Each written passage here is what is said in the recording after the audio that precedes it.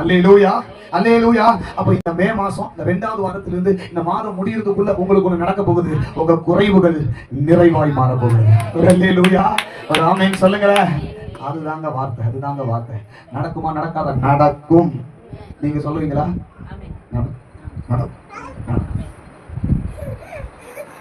சில நேரத்துல நாம ஏன் சோர்ந்து போய் வந்துறீங்களா?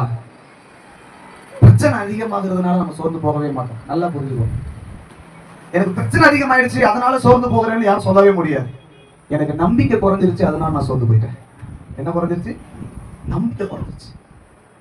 நான் ஆராதிக்கிற கர்த்தர் அவ்வளவு ஒன்றும் பெரியவர் இல்லை அப்படிங்கிற நம்பிக்கை போயிடுச்சு. உங்க உள்ளத்துல தேவன் பேசிக் கொண்டிருக்கிறார். ஒருவேளை சில பலவீனமா இருக்கலாம்.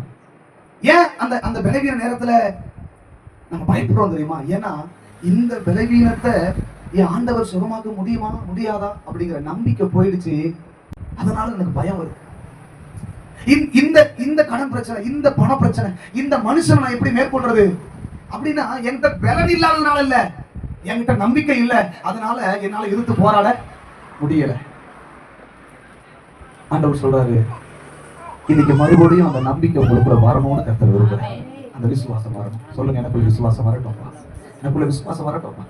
நான் இழந்து போன விசுவாசம் எனக்குள்ள மறுபடியும் பெருகட்டும்.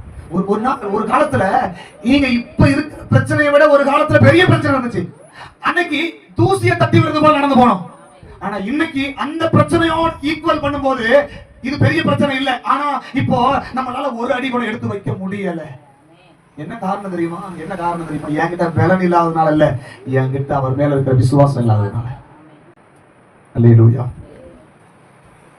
குறைவுகளை எல்லாம் கர்த்தர் நிறைவாக்குவார்.